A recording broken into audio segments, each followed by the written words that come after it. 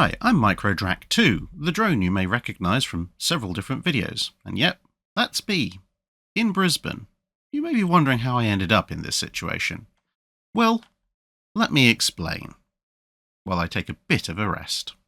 Well, that's what happens when a drone encounters a gum tree in Australia and you think, the sensors are telling me there is something beneath me. I shall, of course, ascend to avoid the thing I'm clearly flying too close to, and it turns out that gum trees have multiple levels of branches and you've flown in between two of them and you end up flying into the one above.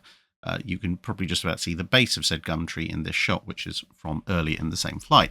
Nonetheless, welcome to Brisbane and the Queensland Maritime Museum, where we spent a couple of days and gathered so much footage. I mean, there's the museum itself, which you can see part of just in the lower part of your screen at the moment. There is, of course, the star attraction, HMAS Diamantina, which we're semi-circling at the moment. And then there's also a lightship, which you'll see coming up in a second. All these other smaller vessels, which you can see on the opposite side of Diamantina, as well as some rather interesting interviews with some of the staff who work there. So over the year, expect quite a few videos from this particular location. But for this particular video, we're going to be looking at Diamantina herself, her history, how she ended up at the Queensland Maritime Museum. And as a quick note, this particular tour of the ship will mostly be narrated by me in post-production, simply because it was incredibly hot. Now, I understand that for you fine folk over in Australia, that probably sounds like a typical Pommy complaining, especially since, of course, June is approximately Australia's winter time. But then again, Brisbane is one of the more northerly cities. And of course, at this point, we'd just flown up from Melbourne, which was, about 10 degrees cooler. And the main problem wasn't actually me, it was the camera and the tripod, which became overwhelmingly hot to the touch in the bright sunshine, and the camera started shutting down, so I had to make use of the camera in still mode rather than video mode, which obviously generates more heat. The drone I could fly because it's self-cooling with its fans, and I could stay in the shade while piloting it. And I had a few other small cameras with me. But nonetheless, let's get on with the detail, shall we? By the way, the drone was kind of fine. I just had to replace a prop or two. So, Diamantina. She is a river-class frigate and essentially continues the tradition of Australia, apparently having managed to preserve a decent portion of naval and general maritime history that originated in the UK far better than the UK itself has managed to do, because there are precisely two river-class frigates still surviving in the world. One is in Myanmar, and one is Diamantina here in Australia. And notice that neither of those countries are the UK. Although, to be fair, the 8 Australian river-class were actually built in Australia. In Diamantina's case, along with one of the other ships, she was built at the Walker shipyard in Maryborough.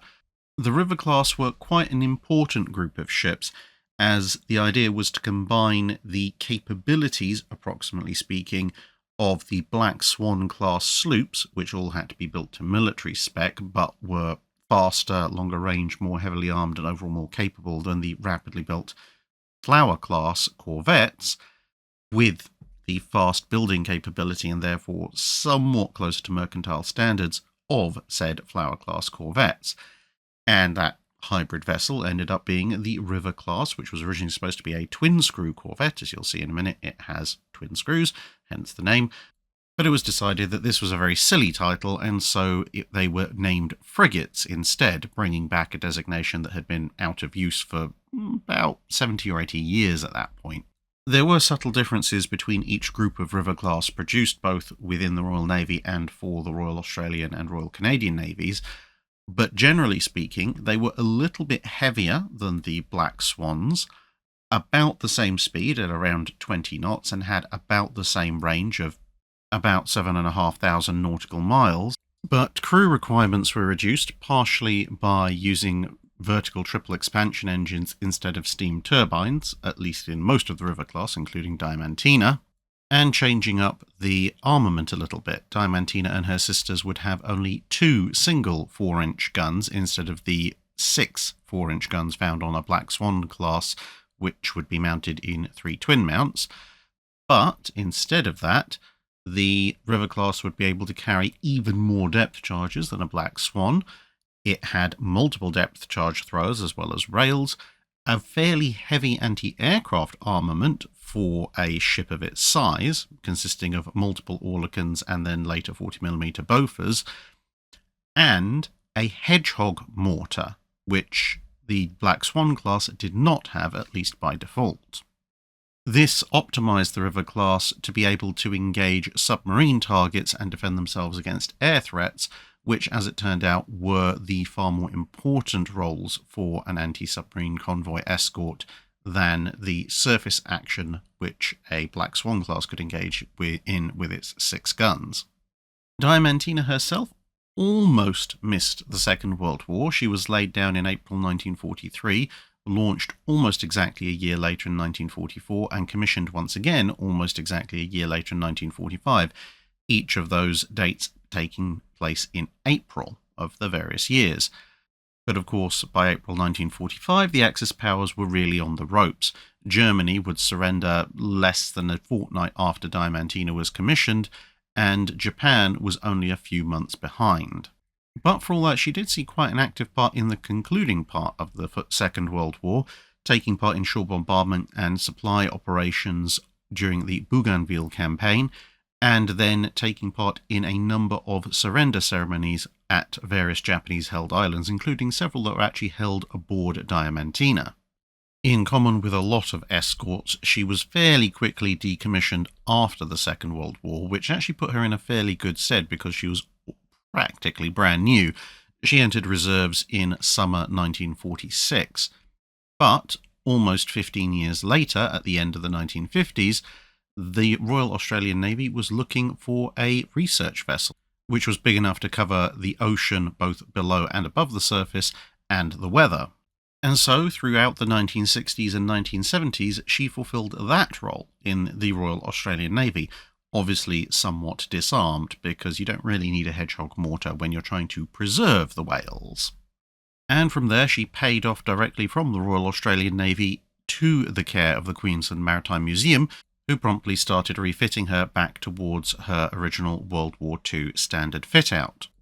And this dry dock is where she's lived ever since, with 2 exceptions. In 1998, the seals on the dry dock gate failed, so she lived in a wet dock at that point until 2006, when she was towed out to allow them to repair said dry dock.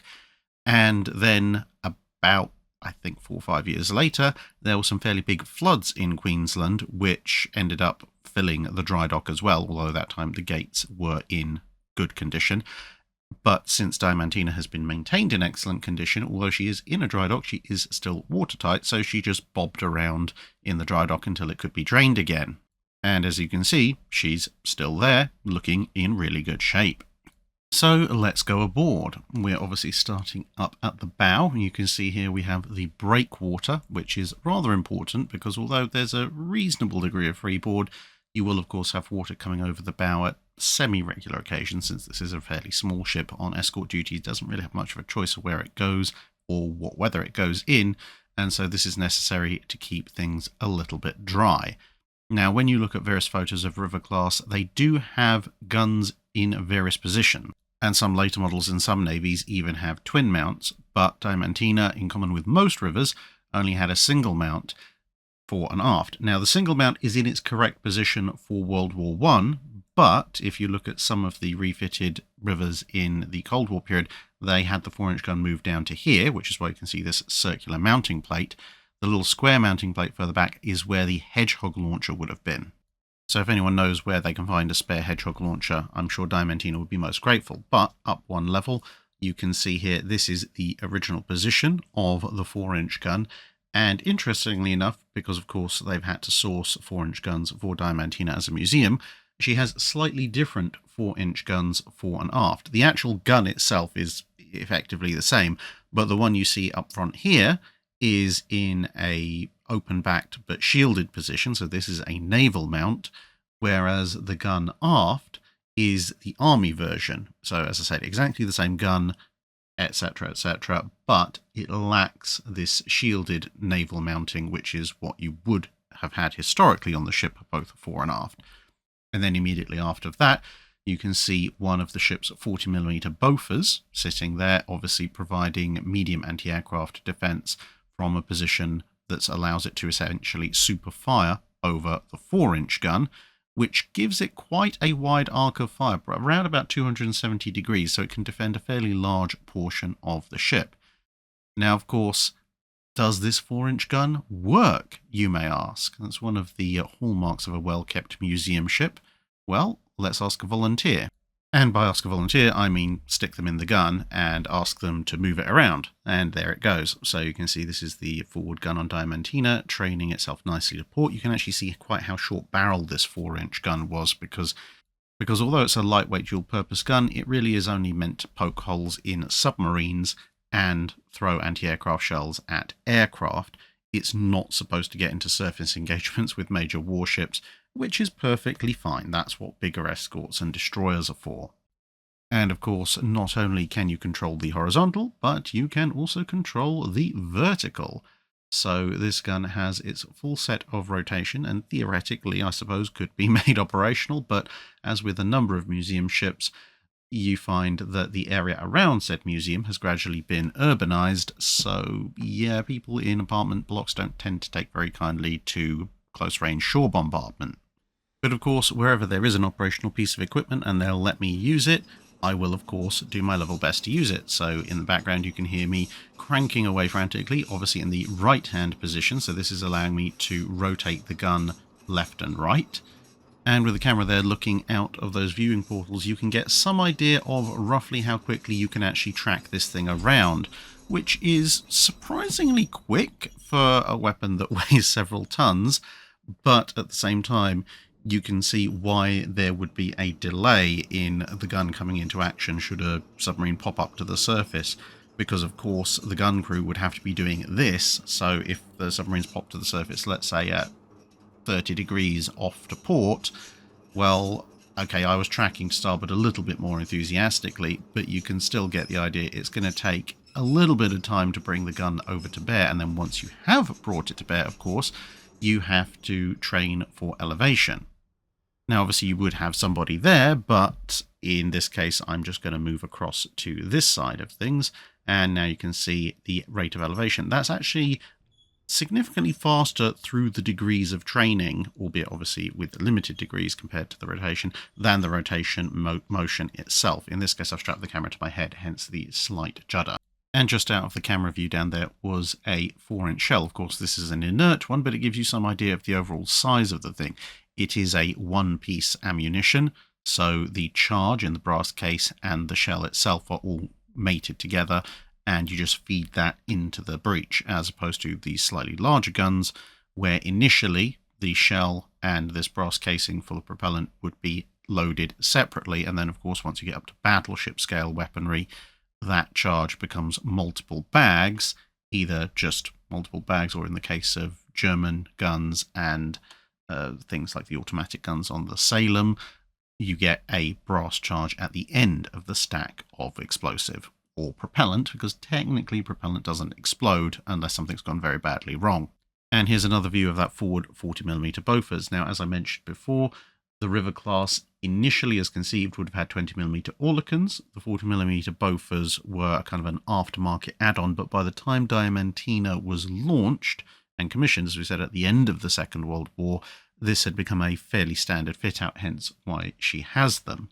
But unlike some escort vessels and destroyers and so forth, she doesn't have the twin or quad mounts, not because they wouldn't have been useful, but because, as you can see from the bandstand here, she is a very small vessel.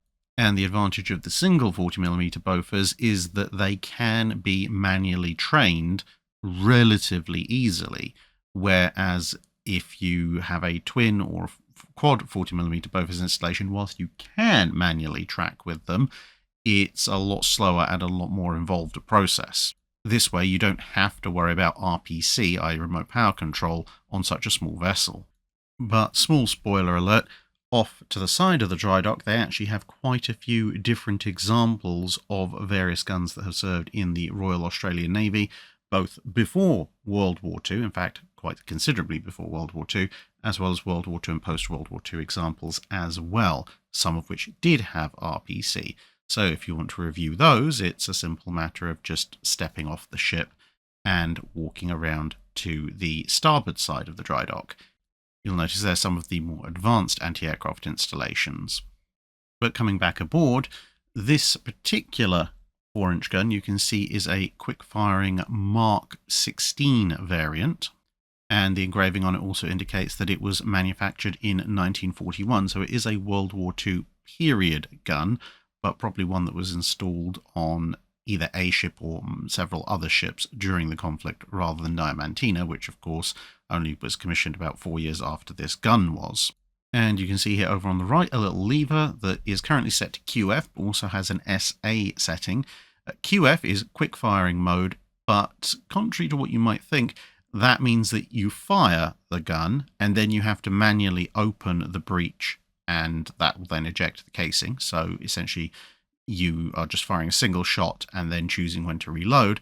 In semi-automatic mode, once you fire the gun, the breech will automatically open and eject the casing. Now, theoretically, of course, that means you get a much faster rate of fire with semi-automatic mode. And you might think, well, why would you ever want to have it set to quick fire mode instead? But bear in mind that you've also got to have people behind the gun who are going to be bringing ammunition up. The gun could be training round, and maybe at certain elevations as well. You might not want a hot brass cartridge automatically fired back, as it might hit somebody or bounce into an inappropriate location, and so it'd be up to the gunners to select which particular mode they wanted. A well-trained crew could operate in quick-firing mode almost as fast as in semi-auto. Now, moving us further aft, we come to the bridge. This is an ultra-compact bridge. You might recognise some of the layout from Castlemaine, but if anything, this is actually even more compacted down. As you can see, we've got the wheel for navigation, we've got our stabilised magnetic compass dead ahead, and we've got the gyro compass to the right. That's on the little tripod there. Although, as someone pointed out in the Castlemaine video, technically speaking, this is a gyro repeater, because the actual gyroscope that forms the gyro part of the gyro compass will be elsewhere deeper down in the ship. You've also got a pair of engine telegraphs, one on either side, and yes, they do work.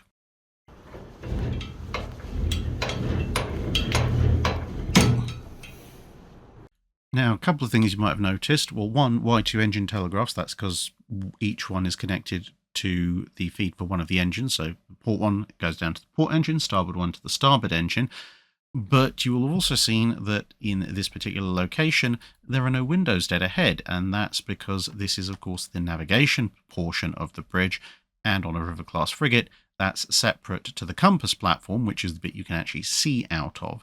So there would be an intercom on the compass platform, one level up, and then that would be repeated down to here, and then the ship's navigating officer, who actually can't see where he's going, would set his course via the repeaters that came down from there. So he'd either receive a verbal order via the voice tube, or just up the top left you can see that grey horizontal box with what looks like a black line in it. That shows what the con up above, or the conning officer, has actually set as his desired course in terms of bearing. And then you've got your little bearing dial to let you know if you're actually doing what the officer of the watch or the commanding officer is wanting you to do. Of course, as any museum ship curator will tell you, maintenance and restoration of a ship is an ongoing cycle that never quite ends. But at the time that we were aboard, obviously that being in June 2023, her bridge wing Oerlikon 20 mils had just come out of restoration. They just had a few little bits and pieces to touch up. As you can see, the recoil spring needed to be painted. But other than that, this was pretty much as it would have been in the Second World War. So they're one of these either side, nice up high. Obviously, Oerlikon 20 mils don't weigh as much as a Bofors and take up much less space. So they're very, very commonly found on the bridge wings of Allied warships. And right nearby is a small signalling lamp. Now, I say this is specifically a signalling lamp for two reasons. One, it has the usual shutters that you can find on searchlights and signalling lamps of all shapes and sizes, which obviously allow you to communicate with other vessels. However, in this case, as you can see with my hand to scale, this is not a particularly large lamp. So whilst you could technically use it as a searchlight, it's not really going to see very far or spread over a particularly wide area, which indicates that this is primarily for signaling other ships, not for looking for stuff. And this brings us up to the bridge proper, or more properly the compass platform. And as you can see, this is an open bridge in the keeping with Royal Navy and Commonwealth Navy tradition of the First and Second World War, whereas most American ships of this size tended to prefer a fully enclosed bridge. I've discussed in other videos the pros and cons of both, but essentially the open bridge is more exposed to the elements. That's its main downside. The main plus side is you have a much better field of view, especially against air attack.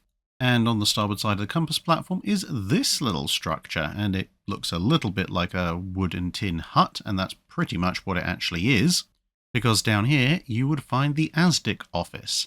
So that's obviously British and Commonwealth for sonar, or, well, ASDIC was original, sonar later became a slightly easier to use acronym. But this was really not the most pleasant of operating environments, apart from the stress, if you're hunting a submarine, of, everybody's probably going to live or die by your expertise. You are in a tiny tin shed with a set of headphones and some kind of visual display screen, obviously being a slightly later vessel and having served later on as well. She's got these PPI indicators, but you have to try and work out what's going on. And if you happen to be in a relatively cold environment like the Atlantic, well, you're in a tin shed, you've got no insulation.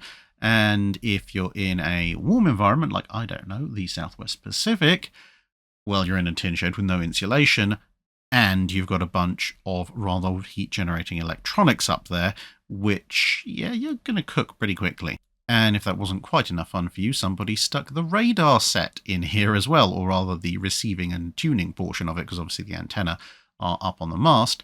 So you've got this socking great thing also present in the same room, heating up the space.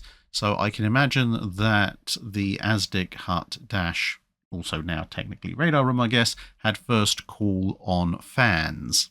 Now coming further aft, because there's a whole load of really nicely installed interior, but as always with these museum ship tours, you don't want to give everything away in one of these videos, because this will give you a good flavour of what's there without, obviating the need to actually go there, because people do need to go to these museums in order to, support them. But coming further aft, as I say, you can probably just about see dead centre in the picture, there is a little circular impression on the deck plating. So this is where another of the ship's anti-aircraft guns, almost certainly a single 20mm Oerlikon, would have been installed, but Diamantina doesn't have sufficient 20mm to put them all in place. So this one and its corresponding slot over on the port side remain blank for the moment. Incidentally, if you happen to have a spare pair of single 20mm Oerlikons and you happen to be in Australia, please contact HMAS Diamantina. I'm sure they'd be glad to take them off of you. Now, I do have to actually walk back something I said earlier in the video, because yes, originally this aft 4-inch gun was an ex-army gun, and well, it still is an ex-army gun. But if you look on much older photos of Diamantina, you'll see it's just sitting there in the open. But contrary to what I said earlier in the video, they did in fact manage to find a shielded naval mounting for it. And so the aft gun now matches the forward gun in general overall appearance. And yes, they keep this one in good working order as well, which is quite amusing because, of course, there just under the gun, you can see on the port side of the ship, is the standard access gangway for the vessel. So if you are of a particularly malicious mindset, you can, of course, train the 4-inch gun on incoming visitors, who genuinely don't seem to realise it is, of course, not loaded, which adds to the amusement factor even more. Now, I mentioned the ongoing restoration work and maintenance. This is basically being done working aft to forward in the majority of the cases for the ship. And in this particular case, you can kind of see the difference in the port side Bofors aft 40mm, which you can see here looking in pretty nice condition, having been restored only a few months before we arrived. But even then, between the heat, the rain, and the general humidity levels of Brisbane, you can see just a little bit of rust creeping in there around the bolt heads, but that's just what ongoing maintenance is for. And you compare that with the starboard aft 40mm, which isn't in terrible condition, but as you can see, the environment has worn away and chipped away at quite a bit of the paintwork, which in turn has exposed the metal. And the reason you can tell that this is mostly relatively recent wear and tear is the fact that a good chunk of some of the exposed metalwork hasn't actually begun to rust and oxidize very heavily. So this is why, as I say, you do need to, if you can, visit these museum ships and support them, because these are not inert displays and exhibits. They need constant work to be in a fit state for public showing. And since we're on the stern, we can also see the other half of the ship's anti-submarine equipment. Now, of course, the Hedgehog launcher at the moment is missing in action. Again, if you happen to have a Hedgehog launcher or a decent replica of one, or can make a decent replica of one and are in Australia, please contact Diamantina. I'm sure they'd love to have one up front. But back here, we have some K-gun launchers for depth charges, in this case a starboard one, and as you can see just back there as well, depth charge rails. Now, this is a very important combination because it's not just a case of, oh well, the K-guns allow you to launch depth charges off to the side, as opposed to the rails which allow you to drop them off the back. This is all part of an integrated system to try and box in a submarine, because a submarine has to be found on ASDIC, which in most of the Second World War can only have a forward-looking bearing, and then, because your depth charges are aft, you have to sail over it and then drop the depth charges. The problem, of course, is that as you sail over the sub, you lose contact with it, and it could potentially evade you. This is complicated by the fact that due to the bearing limitations on the sensing device, the deeper the sub is, the sooner you lose contact with it. Part of the effort to mitigate against this was to have what they call a pattern of depth charges. Rather than just sending the one downrange, what you would do is you would have some which would go aft off the rails, but you would also fire several depth charges off to port and starboard from your K-guns, or if you were lucky enough to have a Y-gun launcher from the centre line, they go both port and starboard on those things, and that would create a wider spread pattern which hopefully would stand more of a chance of catching the submarine in its blast radius. A typical 10 charge pattern would be 3 charges from each rail, port and starboard, and 2 charges from the K-guns on the port side and 2 from the K-guns on the starboard side. Now, the disadvantage, of course, was that with the depth charge rails, you just rolled off some depth charges and they were more ready to go until you ran out of those on the rails, and then you'd have to restock them. Whereas with the K-gun, every time it was fired, you'd have to reset and reload the thing. And as you can see here with the 2 port side K-guns, there would be a rack to hold more depth charges directly adjacent, because although these things were not the 1.5 ton converted sea mines of the early depth charges of the First World War, you're still talking about something that weighs somewhere between 400 and 500 pounds, which is quite a lot of weight. This is not a weight that a single human is going to be able to either pick up generally, or even if you are particularly, especially strong and really should be on World's Strongest Man, pick up and move around easily. And so usually you would have either cranes, little cranes, multiple men picking them up, or a nice rack which allows you to just shove them out. Of course, ideally, you would therefore want to project depth charges ahead of you. The problem with that is that the K-guns and Y-guns could only really project a depth charge a few dozen yards, and that would mean that if you did fire one dead ahead, the depth charge will probably be directly underneath your ship when it went off, which is not going to do good things to your ship, regardless of what it does to the submarine that you're targeting.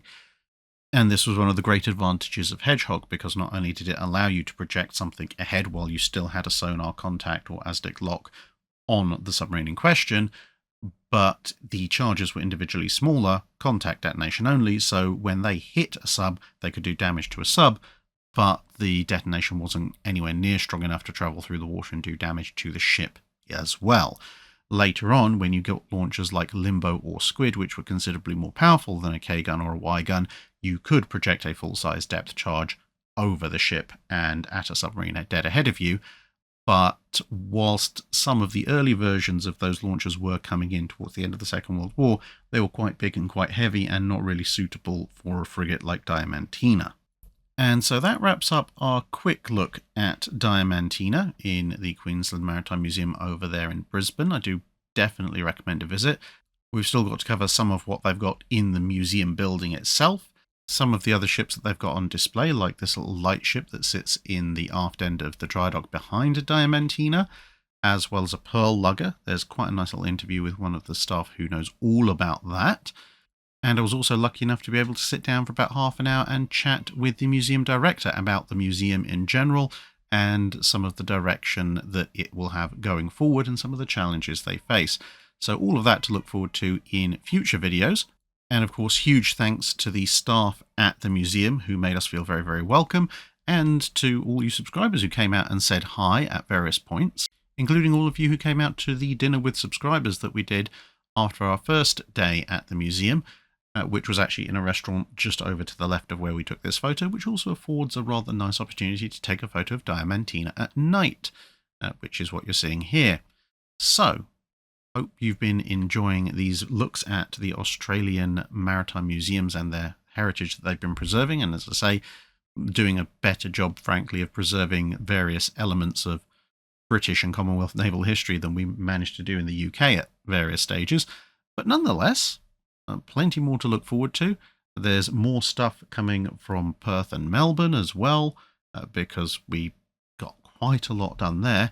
And then once we've wrapped up Perth, Melbourne, and Brisbane, we then move on to Sydney. And oh boy, if you think there's a lot of stuff that's come out of those other three cities, we spent the better part of a week in Sydney.